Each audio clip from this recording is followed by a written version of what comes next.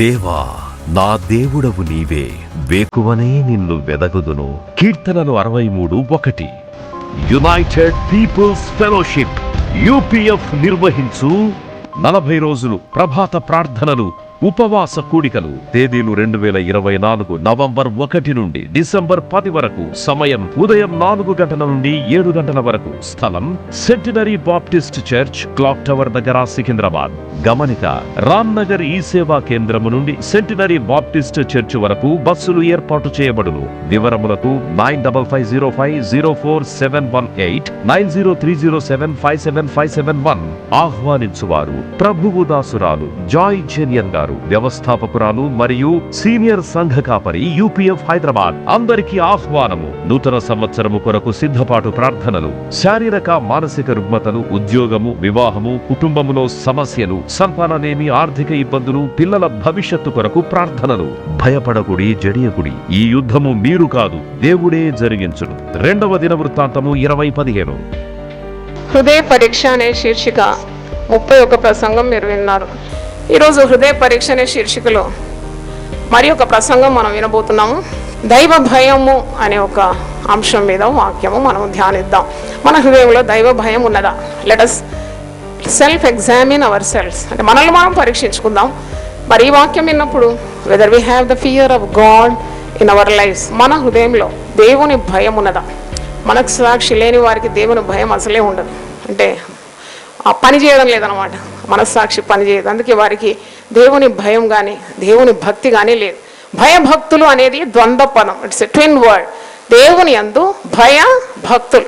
కొందరికి ఉట్టి భయం ఉంటుంది, భక్తి ఉండదు. కొందరికి భక్తి ఉంటే భయం ఉండదు. కాకుండా వాక్యంలో మీరు చూసినప్పుడు దేవుని యందు భయభక్తులు గలవాడు ధన్యుడని. వాడు ఎలాగూ దీవింపబడతాడంటే 128వ కీర్తనలో ఒక లిస్ట్ ఉంది. దేవుని యందు భయభక్తులు గలవాడు ఇలాగూ ఆశీర్వదింపబడతాడని. ఆయన లోగిట ఆయన భార్య ఫలించు ద్రాక్షవలి, వాళ్ళ చుట్టూ పిల్లలు ఒలివ మొక్కల వలె, వారి పిల్లలను వారు చూస్తారని. ఇశ్రాయేలు మీద సదాకాలము సమాధానము ఉంటుందని. ఇలాంటి ఆశీర్వాదాలు మనము ఎవరికి, అందరికి కాదు, అది దేవుని యందు భయభక్తులు గలవారి. మన హృదయంలో ఈరోజు దేవుని భయం ఉన్నదా అని మనం పరీక్షించుకుందాం. Let us examine whether we have the fear of God in our lives. ఇది హృదయ పరిశోధన శీర్షిక. మరి దీంట్లో మనము దేవుని వాక్యం అనే అర్థంలో మనము గుర్తుపట్టాలి, గమనించాలి.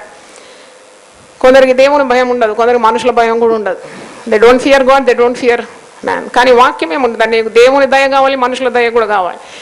ఒక అన్యాయస్తుడైన న్యాయాధిపతి దేవుని కూడా భయపడే లేదంట, మనుషులను కూడా లక్ష్య పెట్టలేదని లూకా సువార్త 18వ అధ్యాయంలో మనం చూసిన వాడు దేవునికి భయపడని వాడు, మనుషులను కూడా లెక్క చేయని అలక్ష్యం చేసేవాడు. అటువంటి కఠినుడు కూడా ఒక విధవరాలు వచ్చి గోజాడినప్పుడు కరిగిపోయి ఆమె యొక్క కార్యము మరి నెరవేరుస్తున్నట్టు వాక్యంలో మనం చూస్తున్నాం. అంటే ఇంతటి కఠినుడు, దేవునికి భయపడని వాడు, మనుషులను కూడా లక్ష్యం చేయని వాడని వాక్యంలో మనం చూస్తున్నాం. ఇలాంటి వారు చాలామంది ఉంటారు. అసలు దేవుని భయం అంటే ఏంటి? What is God's fear? అంటే దేవుడు అంటే ఎప్పుడు భయపడుతూ ఉండాలని కాదు. భక్తిహీనులు దేవుని భయము వారికి ఎలాగంటే వారు నరకానికి భయపడతారు, దేవుని శిక్షకు భయపడతారు, శాపముకు భయపడతారు, మరి నరకములో నెట్టివేయబడతారని, తీర్పు ముందు నిలబడాలని. ఇలాంటి భయాలు భక్తిహీనులకు తప్పకుండా ఉంటుంది. కానీ దేవుని యందు ఉన్న బిడ్డలకు, విశ్వాసులకు ఎలాంటి భయం కావాలి? ఎందుకంటే ఏ దేవుడు అంటే నీకు గౌరవభావం ఉండాలి. You should have reverence towards God. ఎప్పుడైతే దేవుని మాటలు వింటున్నావో నువ్వు దేవుని యందు భయం ఉన్న వ్యక్తి అని నీవు లోకానికి చాటిస్తున్నావు. When you obey God, when you obey God's word, that shows you are fearing God. మరి దేవుని భయం లేకుండా ప్రవర్తించేవారు చాలామంది మనం చూస్తున్నాం. వారు దేవుని భయం ఎలాగూ వారు వ్యక్తం చేస్తున్నారు. ఒక మనిషి దేవుని భయం గలవాడు, ఒక వ్యక్తి దేవుని భయంతో ఉన్నారంటే మనకు వారి ప్రవర్తన ద్వారా అర్థమవుతుంది. వారు గుడి క్రమంగా వస్తారు, దేవుని మందిరానికి వస్తారు, దేవుని ఆరాధిస్తారు, దేవుడు సెలవిచ్చే మాటలకు చెవి యొగ్గుతారు, దేవుని ఆజ్ఞలను బట్టి వారు నడుస్తారు, దశమ భాగం ఇస్తారు, పేదలను బీదలను వారు కనికరిస్తారు, దేవుని నియమాలు పాటిస్తారు. మరి దేవుని విరోధంగా పాపం చేయరు. అదంతా దేవుని భయభక్తులకు సూచనగా ఉన్నది. దేవుని భయమే లేని వారు ఎందుకు వస్తారు మందిరానికి? వారి దేవుడే లేని అనుకుంటారు. వారికి దేవుని భయమే లేదు కాబట్టి ఆరాధనలు వారు గౌరవించరు, దేవుని కార్యాలు నిర్లక్ష్యం చేస్తారు, దేవుని మాటలు పెడచెవిని పెడతారు, దేవుని ఆజ్ఞలను తిరస్కరిస్తారు. ఇట్టి దేవుని భయం లేని వారు ఎంతో మంది ఉన్నారు. వారికి హఠాత్తుగా నాశనము సంభవిస్తుంది, దేవుని యొక్క ఉగ్రత వస్తుంది. ఆయన ఉగ్రతకు ఎవరు నిలవగలరు? ఆయన కోపాగ్ని రగులుకుంటే అది ఎదుర్కోవడానికి ఎవరి వశం? అందుకే దేవుని ప్రజలు దేవునికి భయపడి భక్తిహీనతకు దూరంగా ఉంటారు, అక్రమానికి దూరంగా ఉంటారు, పాపమునకు దూరంగా ఉంటారు. దేవుని నీతి న్యాయాలు అనుసరించి నడుచుకోవడమే దేవుని యందు భయభక్తులు కలిగి ఉండడం అని మనకు అర్థమవుతుంది. మనము ఘోరాలు, నేరాలు, వార్తాపత్రికలో ఎన్నో అక్రమాలు చూస్తూ ఉంటాం. ప్రతిదినము రక్షణ సువార్త అందించాలని వాక్యంలో ఉన్నది. కాబట్టి అక్రమంతో నిండిన ఈ లోకంలో దేవుని భయము బొత్తిగా లేదు అని 36వ కీర్తనలో ఉంది. ఒక మాట చూడండి, భక్తిహీనుల హృదయంలో అతిక్రమము దేవోక్తి వలె పలుకుచున్నది. వాని దృష్టి ఎదుట దేవుని భయము బొత్తిగా లేదు. ఇలాంటి దేవుని భయం బొత్తిగా లేనివారు ఏది చేయడానికన్నా తెగిస్తారు. చూడండి, విశ్వాసులు ఎందుకు పాపం చేయడం లేదు? విశ్వాసులు ఎందుకు వ్యభిచార పాపం చేయడం లేదు? దొంగతనం చేయడం లేదు? లంచపడితనం ఎందుకు లేదు? ఎవరికి భయపడుతున్నారు వాళ్ళు? చెప్పండి. దేవుని భయపడి ఆ పని చేయడం లేదు. చేయరాక కాదు, చేయడానికి తెలియకుండా కాదు, కానీ ఆ పనుల జోలికి పోవడం లేదు. ఎందుకంటే వారికి తెలుసు ఇట్టి కార్యాల చేత దేవుని ఉగ్రత అవిధేయుల మీదకి వస్తుంది. కాబట్టి అట్టి పనులకంతా దేవుని యందు భయభక్తులు గల వారు దూరంగా ఉంటారు, తమను తాము కాపాడుకుంటారు. యేసు బీజము వారిలో ఉంటే దుష్టుడు ముట్టకుండా వారు తమను తాము కాపాడుకునే శక్తి, పరిశుద్ధాత్మ శక్తి వారు పొందుకుంటారు. 34వ కీర్తనలో దేవుని భయం గల వారి గురించి కొన్ని మాటలు మనం చూద్దాం. కీర్తన 34 7 నుండి 11 వచనాలు చూద్దాం. యెహోవా యందు భయభక్తులు గల వారి చుట్టూ ఆయన దూత కావలి ఉండి వారిని రక్షించు. దేవుని యందు భయభక్తులు గల వారికి చాలా దీవెనలు వాక్యంలో మనం చూస్తున్నాం. ఒకటి కాపుదల, దేవుడు వారిని కాపాడుతాడు. దేవుని యందు భయభక్తులు గల వారికి దేవుని దూతలు ఎల్లవేళలా కాపాడి వారిని రక్షిస్తుంది. వారిని మరణానికి అప్పగించకుండా వారి ప్రాణాలను మరి సమాధిలో నుండి విమోచిస్తున్నాడు దేవుడు. చూడండి, ఎన్ని ప్రమాదాలకు గురైనారు మీరు కొందరు ఆలోచించండి. కానీ దేవుడు మిమ్మల్ని మరణానికి అప్పగించలేదు. యెహోవా భక్తులారా ఆయన యందు భయభక్తులు ఉంచుడి, ఆయన యందు భయభక్తులు ఉంచు వారికి ఏమీయో కొదువా లేదు. చప్పట్లు కొట్టి దేవుని స్తుతిద్దాం. దేవుని యందు భయభక్తులు ఎలా ఉంటే నీకే కొదువ లేదు.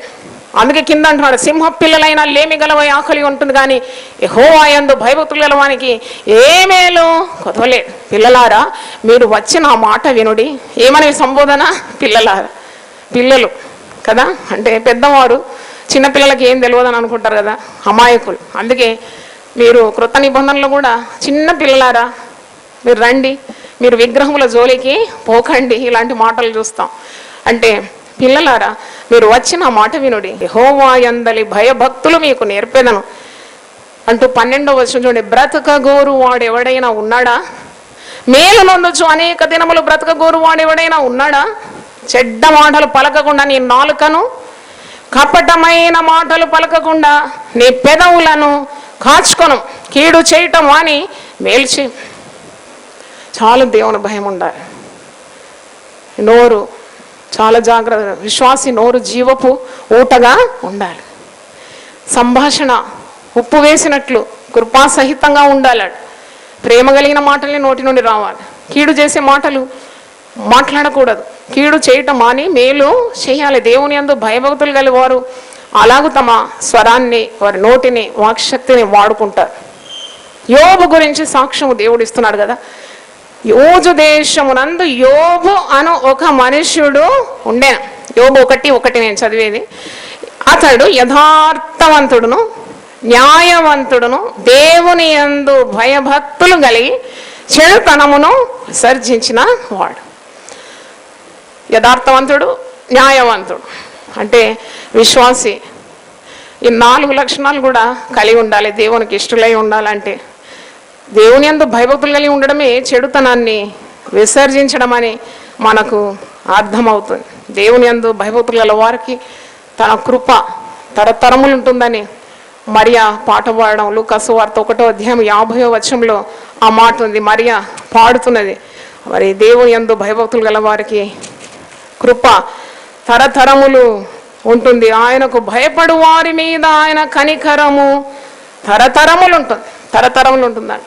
ఈరోజు మనకు దేవుని భయం లేకుంటే మనం ప్రార్థన చేయాలి, దేవా నాకు దేవుని భయం దయచే, నా పిల్లలకు దైవ భయం దయచే, నా ఇంటి యావత్తుకు దేవుని భయం దయచే. కొన్ని చోట్లలో వాక్యంలో చూసినప్పుడు దేవుని భయము ఆ ప్రదేశమందు ఉండెను, ఆ స్థలంలో దేవుని భయము బొత్తిగా లేకుండెను అని అబ్రహాము అంటున్నాడు. ఎందుకంటున్నాడు ఆ మాట అంటే ఆదికాండం 20:11 అబ్రహాం అంటున్నాడు, ఈ స్థలమందు దేవుని భయము ఏమాత్రమును లేదు గనుక నా భార్య నిమిత్తము నన్ను చంపుదురని అనుకొని నేను అలాగూ చేసినాను అంటున్నాడు. అంటే దేవుని భయం లేకుంటే కట్టు లేకున్నట్టే కదా, అంటే ఏది పడితే అది చేయడమే కదా. వారికి మరి దేవుని భయం ఆ ప్రదేశంలో బొత్తిగా లేదు, అందుకే అబ్రహాం భయపడినాడు. దేవుని భయమే మనకు గొప్ప లాభమని వాక్యంలో 19వ కీర్తనలో మీరు చూసినప్పుడు, ఈ భయమే నిన్ను, దేవుని భయమే నిన్ను చెడుతనానికి దూరంగా ఉంచి శాపానికి శిక్షకు మరి దేవుని ఉగ్రతకు దూరం చేస్తుంది. కాబట్టి ఇది గొప్ప లాభము, దీనివల్ల దేవుని భయం వల్ల నీకు గొప్ప లాభమై ఉన్నది. 19వ కీర్తన 9వ వచనం, యెహోవా యందైన భయము పవిత్రమైనది. హల్లెలూయా చెప్పండి ఒకసారి. Fear of the lord is pure. ఎంత పవిత్రమైంది, దాంట్లో ఏ పాపము లేదు, ఏ మాలిన్యము లేదు, పరిశుద్ధమైనది దేవుని భయము, పవిత్రమైనది. అది నిత్యము నిలుచుని యెహోవా న్యాయ విధులు సత్యమైనవి, అవి కేవలము న్యాయమైనవి. 11వ వచనంలో, వాటి వలన నీ సేవకుడు హెచ్చరిక నొందును, వాటిని గైకొనుట వలన గొప్ప లాభము పొందుతావు. దేవునికి స్తోత్రం. భయం ఉండాలి, దేవుని భయం. ఎవరిదైనా ఇతరుల సొమ్మును ఆశిస్తున్నావంటే నీకు దేవుని భయం లేదన్నమాట. నీది కానీ నువ్వు ఆశించకూడదు. లంచగొండులు చాలామంది ఉంటారు, పైకి భక్తి నటిస్తారు కానీ దేవుని భయం లేదు. పరుల సొమ్ము ఆశిస్తారు, లంచగొండితనం, అన్యాయం ఇతరులకు చేయడం, ఇతరులకు ద్రోహం తలపెట్టడం, ఇతరులకు కీడు చేయడం, ఇతరుల మీద నిందలు మోపడం, అపకారం తలంచడం, ఇవన్నీ కూడా దేవునికి అయిష్టమైన పాపాలని మనం మర్చిపోకూడదు. కాబట్టి ప్రభు నిత్యము దేవుని భయం కలిగి నేను ప్రవర్తించడానికి సహాయము దయచేయండి. రోజు హృదయ పరీక్ష అనే శీర్షికలో దేవుని భయము అనే సందేశాన్ని ద్వారా మనము శిక్ష నుండి, శాపం నుండి, దైవ శిక్ష నుండి, కోపం నుండి మనం దూరం వెళ్ళిపోవాలి. ఎందుకంటే దేవునికి విరుద్ధంగా చేసిన ప్రతి పాపానికి శిక్ష ఉంది. God will never wink at any sin అంట. ఏ పాపం చూసి దేవుడు కనుగొట్టి ఊరుకోడట, దానికి తగిన ఫలితం ఇస్తుంది. కాబట్టి 90వ కీర్తన మీరు చూడండి, 90వ కీర్తన 11వ వచనం, నీ ఆగ్రహ బలము ఎంతో ఎవరికే తెలియను. ఎవరికి తెలుసయ్యా నీ కోపం వస్తే ఏమైపోతామో అని? భస్మం అయిపోతామా, బూడిదైపోతామో మాకు తెలియదు. దేవుని ఆగ్రహ బలం ఎంతో మనకు తెలియదు. కాబట్టి నిత్యము దేవుని భయము కలిగి మనము ప్రవర్తించాలని నేర్చుకుంటున్నాము. నీ ఆగ్రహ బలము ఎంతో ఎవరికి తెలియను, నీకు చెందవలసిన భయము కొలది పుట్టు నీ క్రోధము ఎంతో ఎవరికి తెలియను. Who knows about your anger కదా. కనుక ఎప్పుడు దైవ భయం కావాలి. దేవా నీ భయంతో నన్ను నింపు. దేవుని భయము నీకు ఐశ్వర్యాన్ని ఇస్తుందని మరి యెషయా 33:6వ వచనం మీరు చూడండి. ఐషియా 33:6, నీ కాలములో నియమింపడినది స్థిరముగా ఉండును, రక్షణ బాహుళ్యము బుద్ధి జ్ఞానముల సమృద్ధి కలుగును, యెహోవా భయము వారికి ఐశ్వర్యము. దేవునికి స్తోత్రం. హల్లెలూయా. చప్పట్లు కొట్టి దేవుని స్తుతిద్దాం. హల్లెలూయా. యెహోవా భయమే వారికి ఐశ్వర్యంగా మారిపోతుంది. యెహోవా భయం వల్ల నీకు నిత్యము లాభము కలుగుతుంది. యెహోవా భయము పవిత్రమైనదని వాక్యం నుండి నేర్చుకుంటూ ఉన్నాం. మరి సామెతల గ్రంథంలో చాలా మాటలు దేవుని యందు భయభక్తులు కలిగి ఉండుట గురించి ఉన్నది. దేవుని యందు భయభక్తుల ద్వారా నీకు దీర్ఘాయుస్సు కలుగుతుంది, నువ్వు జీవించు సంవత్సరములు అధికమవుతుందని సామెతలు 9:11వ వచనంలో, జీవించే సంవత్సరంలో అధికమవుతుంది. దీర్ఘాయుస్సు చేత నిన్ను దేవుడు ఏం చేస్తున్నాడు? తృప్తిపరుస్తున్నాడు. దేవుడు అంటే నువ్వు భయం కావాలి. You should tremble at God's word. చాలా మంది దేవుని వాక్యము దైవ సేవకులు అందిస్తుంటే చాలా ఈజీగా తీసుకుంటారు. మరి దేవుని వాక్యము మనల్ని స్వస్థపరుస్తుందని కూడా పరిశుద్ధ గ్రంథంలో, నా వాక్కును పంపి నేను మిమ్మల్ని ఏం చేస్తాను? బాగు చేస్తాను. దేవుని వాక్యము అంటే నువ్వు భయపడాలి. ఇక్కడ కీర్తనలు 2 చూసినప్పుడు 2వ కీర్తన ఒకసారి చూడండి.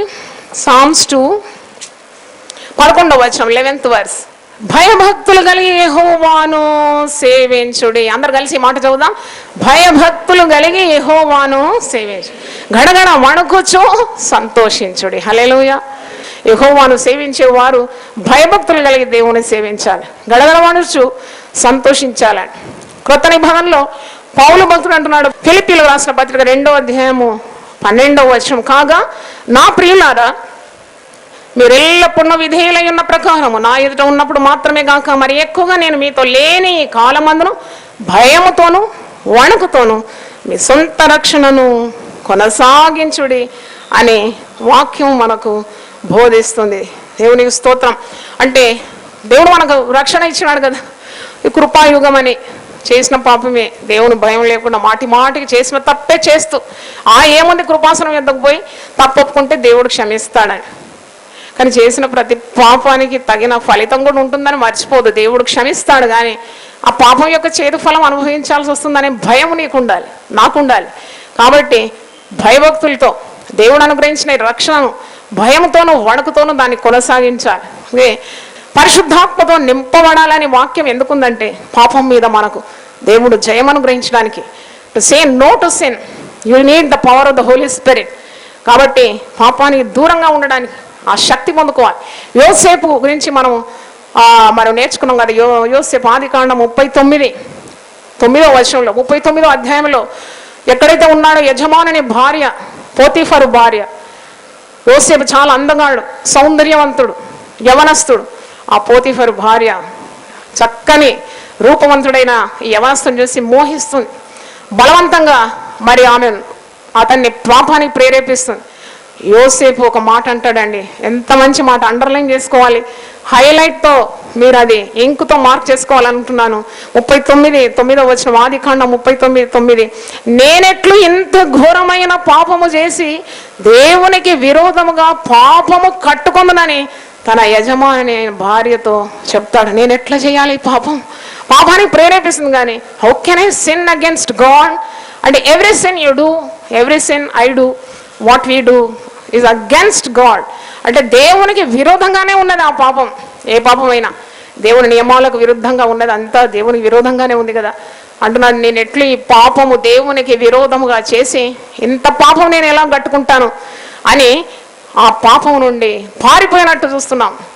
కొత్త నిబంధనలో పౌలు భక్తుడు అంటున్నాడు, జాగ్రత్తకు దూరంగా మీరు పారిపోవాలట. పాపము నీకు అంటుకోకుండా, నువ్వు పాపంలో మరి శోధింపబడి పాపంలో పడకుండా ఆ స్థలం నుండి, ఆ ప్రదేశం నుండి నువ్వు పారిపోవాలి. 6వ కీర్తన 4వ వచనం, సత్యము నిమిత్తము ఎత్తి పట్టుటకై నీ యందు భయభక్తుల వారికి నీవు ఒక ధ్వజము ఇచ్చి ఉన్నావు. హల్లెలూయా, గట్టిగా చెప్దామా? హల్లెలూయా. మనం ఎప్పుడు ఓడిపోం. When we are in the fear of God we will not face any defeat because God will give the banner of his love, అంటే ఆ బ్యానర్ ఆఫ్ హిస్ ట్రూత్. సత్యం నిమిత్తం ఎత్తి పట్టుకోవడానికి నీకు దేవుడు ఒక ధ్వజాన్ని, ఎందుకంటే నువ్వు దేవుని అందు భయభక్తులు కలిగి ఉన్నావు కాబట్టి నీకు ఓటమి కాదు, నీకు విజయాన్ని ఇస్తాడు. పౌలు భక్తుడు కూడా అదే అంటున్నాడు కదా, అన్నిట్లో మాకు అత్యధికమైన విజయాన్ని దేవుడు ఇస్తున్నాడు. దేవునికి స్తోత్రం. కాబట్టి ఈరోజు హృదయ పరీక్ష అనే శీర్షికలో దేవుని భయంతో మనము అనుదినము ముందుకు సాగుతున్నామా? చూడండి, 145వ కీర్తన 19-20 నేను చదువు. తన యందు భయభక్తులు గల వారి కోరిక ఆయన నెరవేర్చును. హల్లెలూయా, మంచి మాట. నీకేం కోరిక ఉంది ఈరోజు, దేవుడు అది తీరుస్తాడు. What ever may be your desire, if it is according to the will of God, దేవుని చిత్తానుసారమైన ప్రతి కోరిక ఆయన తీర్చగలడు. ఆయన శక్తిమంతుడు. ఎందుకంటే ప్రార్థన ఎప్పుడు కూడా నిష్ప్రయోజనము కాదు. ఆయన ప్రార్థన వింటాడు, దానికి జవాబిస్తాడు కదా. చూడండి, దేవుని యందు భయభక్తులు వారు నిత్యం ప్రార్థన చేస్తారు, దేవునితో బంధం కలిగి ఉంటారు. వారు చెడుతనాన్ని విసర్జిస్తారు, యథార్థంగా ప్రవర్తిస్తారు, న్యాయంగా ప్రవర్తిస్తారు. వారెవరికి కీడు చేయరు, దేవుని ఆజ్ఞలను పాటిస్తారు, మందిరానికి వస్తారు, వాక్యం వింటారు, వాక్యం గైకొంటారు, దాని ప్రకారం ప్రవర్తిస్తారు, ఉపదేశాన్ని పాటిస్తారు, వారి పాపాన్ని వారు విసర్జిస్తారు. అది దేవుని యందు భయభక్తులు కలిగి ఉండడం అని. చివరిగా ఒక మాట నేను చదివి నేను ముగిస్తాను. ప్రసంగి గ్రంథంలో ఈ మాట ఉంది, 12వ అధ్యాయము 13వ వచనం. 13వ వచనం, ఇదంతయు వినిన తరువాత తేలిన ఫలితార్థమిదే, దేవుని యందు భయభక్తులు కలిగి ఉండి ఆయన కట్టడలను అనుసరించి నడుచుండవలెను. మానవ కోటికి ఇదే విధి. హల్లెలూయా చెప్పండి ఒకసారి. మొదట మీరు 12 అధ్యాయాలు చదువుతూ ఉంటే మీకు అర్థమవుతుంది ఆయనలో మరి ఎన్ని ప్రశ్నలు, ఎంతెంత మరి జ్ఞానం ఉచ్చరిస్తున్నాడు, ఏవేమో అంటున్నాడు. కానీ చివరికి వచ్చే లోపల దేవుని జ్ఞానం వెలిగింది. ఇదంతా వినిన తర్వాత తేలిన ఫలితార్థం ఇదే, దేవుని యందు భయభక్తులు కలిగి ఆయన కట్టడలను అనుసరించుండవలెను. మానవ కోటికి ఇదే విధి, దైవ భయం. తిరిగి ఒక మాట ఉందండి, ఆఖరి వచనం చూడండి, గూఢమైన ప్రతి అంశమును గురించి దేవుడు విమర్శ చేయనప్పుడు ఆయన ప్రతిక్రియను, అది మంచిదే కానీ చెడ్డదే కానీ తీర్పులోనికి తెచ్చాం. అందుకే మనకు దైవ భయము అవసరమై ఉన్నది. ఈరోజు హృదయ పరీక్ష అనే శీర్షికలో దేవుని భయము అనే అంశం మీద వాక్యము ధ్యానించినాం. మరి మీలో ఎంతమందికి ఈ వాక్యం పనిచేసిందో కానీ ధ్యానించిన నాకు, వివరించిన నాకైతే దేవుని భయం చాలా వచ్చింది. నిజంగా దేవుని భయమే మనకు కావాలి. మన పిల్లల కొరకు ఆస్తులు అంతస్తులు అడుగుతాం కానీ దైవ భయం మన పిల్లల మీద ఉండాలనే ప్రార్థన ఎంత మేలైనది. Lord give our children God's fear. మా సంఘములో ప్రతి విశ్వాసికి దేవుని భయం దయచి, నాకు దేవుని భయం దయచి. ఆ ప్రార్థన ఎంత ఉత్తమమైందని నాకు అనిపించింది. ఎందుకంటే దేవుని భయంలో నీకు దొరకని మేలంటూ లేదు. దేవుని భయమే ఐశ్వర్యం, దేవుని భయమే లాభము, దేవుని భయమే నీ కోరికలన్నీ తీరుస్తుంది, దేవుని భయమే నీకు దేవునికి ఒక బంధాన్ని ఏర్పాటు చేస్తుంది. ఇదే మానవ కోటికి విధి అయి ఉన్నది. తలలు వంచండి, ప్రార్థన చేసుకుందాం. హల్లెలూయా, హల్లెలూయా. పరిశుద్ధాత్ముడు ఒకవేళ మీతో మాట్లాడితే నిజంగా నాకు దేవుని భయం కావాలి, నేను కీడుకు, తీర్పుకు, శిక్షకు, ఉగ్రతకు దూరంగా ఉండాలంటే నాకు దేవుని భయం కావాలి. నేను ఎంతో అన్యాయం చేసినాను, అబద్ధం ఆడినాను, లంచం పుచ్చుకున్నాను, ఇతరులకు ద్రోహం చేసినాను, చెడ్డ మాటలు పలికినాను, దయలేక ప్రవర్తించినాను, కఠిన హృదయంతో మాట్లాడినాను, ప్రవర్తించినాను, మరి పాపం చేసినాను, దొంగతనం చేసినాను, లేక హత్య చేసినాను, ఎవరికి తెలియదని ఎన్నో రహస్య పాపములు చేసినాను. అయ్యా నన్ను క్షమించు నాయనా, నా హృదయాన్ని రక్తం చేత కడుగు ప్రభువా. దేవుని భయం నాకు దయచే. యెహోవా యందు భయభక్తులు గలవాడు చెడుతనాన్ని విసర్జిస్తాడని వాక్యంలో ఉన్నది. మరి ఎన్నెన్నో ఆశీర్వాదాలు వాక్యములు మనం చూస్తున్నాము. దేవుని యందు భయభక్తులు కలిగి అది జ్ఞానానికి మూలమని పరిశుద్ధ వాక్యము మనకు సెలవిస్తుంది. యెహోవా యందు భయభక్తులు కలిగి ఉంటే నీకు ధైర్యాన్ని కూడా ఇస్తుంది, నీ పిల్లలకు కూడా ఆశ్రయ స్థానాన్ని ఇస్తుంది. చెడుతనాన్ని విసర్జించాలి, విడిచిపెట్టి చెడుతనం నుండి తొలగిపోవాలని వాక్యం మనకు ఖచ్చితంగా బోధిస్తుంది. మరి మీలో ఎవరైనా తీర్మానం చేస్తే మీ కుడి చేతులు పైకెత్తండి, మీ కొరకు నేను ప్రార్థన చేస్తాను. 2 చేతులు కూడా పైకెత్తే ఇంకా మంచిది, మేలైంది. దేవా నీ భయం ఎంత పవిత్రమైంది, ఆ భయం నాకు అణువున దయచే తండ్రి. నీ భయమే నాకు మేలు చేస్తుంది, నీ భయమే నా కోరికలు తీరుస్తుంది, నీ భయమే నాకు కాపుదల ఇస్తుంది, నీ భయమే నాకు ఐశ్వర్యం. నీ భయం లేకుంటే నేను అతిక్రమం చేస్తాను, నీ భయం లేకుంటే పాపంలో పడిపోతాను, నీ భయం లేకుంటే కీడులో పడి పతనమైపోతాను. కాబట్టి నీ భయమే నన్ను కాపాడుతుంది. నీ భయము దయచేయండి, నీ భయము దయచేయండి. మానవ కోటికి ఇదే విధన్నావు. దేవుని యందు భయభక్తులు కలిగి చెడుతనాన్ని విసర్జించడమే మాకు విధిగా నువ్వు ఉంచినావు. కాబట్టి యోబు భక్తుని వలె యథార్థవంతుడై, నీ న్యాయవంతుడై, చెడుతనాన్ని విసర్జించిన వాడై, యెహోవా యందు భయభక్తులు గలవాడని మా విషయంలో సాక్ష్యం చెప్పే రీతిగా మా బ్రతుకులు మార్చమని ప్రార్థన చేస్తున్నాను. చేతులు ఎత్తిన ప్రతి బిడ్డను మీరు కనికరించండి. మీ హస్తము చాపి వారిని పట్టుకొని నిలబెట్టండి. నేను ఆత్మీయ జీవితంలో పడకుండా నిలబెట్టండి, పవిత్రపరచండి. టీవీ ద్వారా దేవుని వాక్యం విన్న వారిని కూడా వారి హృదయాలు కూడా పవిత్రపరచమని, పాపం చేయడానికి భయపడడానికి నైనా నీవు అనుగ్రహించిన రక్షణ వణుకుతోను భయంతోను కొనసాగించడానికి కృప దయచేయమని, నీ మాట విని వణకడానికి సహాయం దయచేయండి. ఎవడు దీనుడై నలిగిన హృదయం గల వాడై నా మాట విని వణకుచుండున్నావు వానినే నేను దృష్టిస్తున్నానని సెలవిచ్చినావు కనుక ప్రభువా నీ వాక్యం చేత మమ్మను పవిత్రపరచండి. వందనాలు చెల్లిస్తూ సకల దీవెనలతో మమ్మల్ని నింపుమని యేసు పరిశుద్ధ నామములో అడిగి వేడుకుంటున్నాను తండ్రి, ఆమేన్.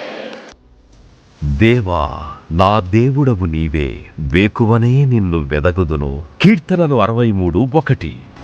యునైటెడ్ పీపుల్స్ ఫెలోషిప్ UPF నిర్వహించు 40 రోజులు ప్రభాత ప్రార్థనలు ఉపవాస కూడికలు తేదీలు 2024 నవంబర్ 1 నుండి డిసెంబర్ 10 వరకు. సమయం ఉదయం 4 గంటల నుండి 7 గంటల వరకు. స్థలం centenary Baptist church, clock tower దగ్గర, సికింద్రాబాద్.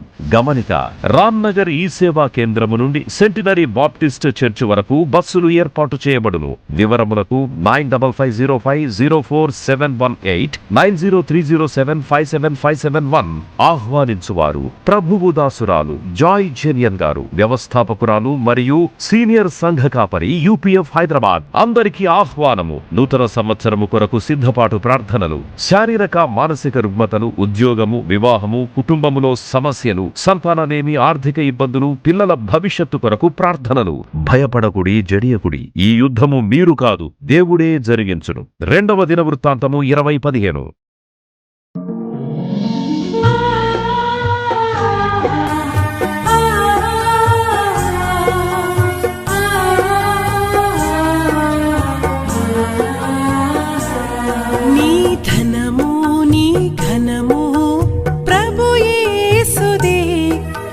దశమా భాగమునీయ వెనుదీతువా.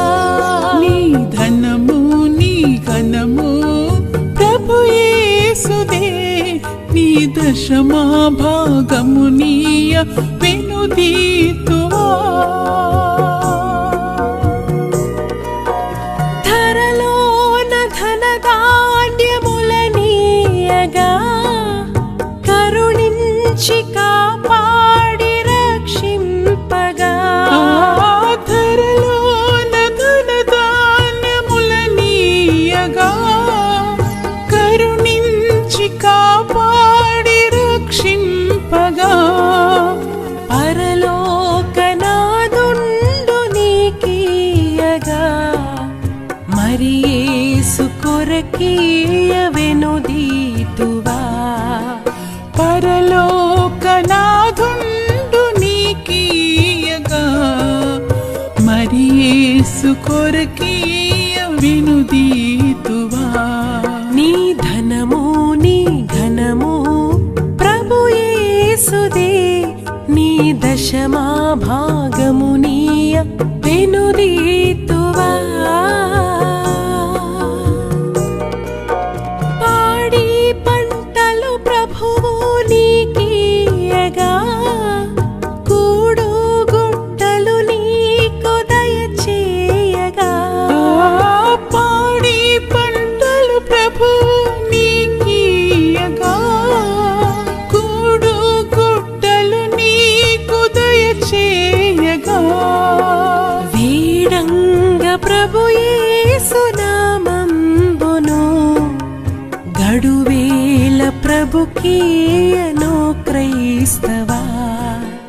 వేడంగ ప్రభు యేసు నామంబును గడువేల ప్రభుకీయను క్రైస్తవా.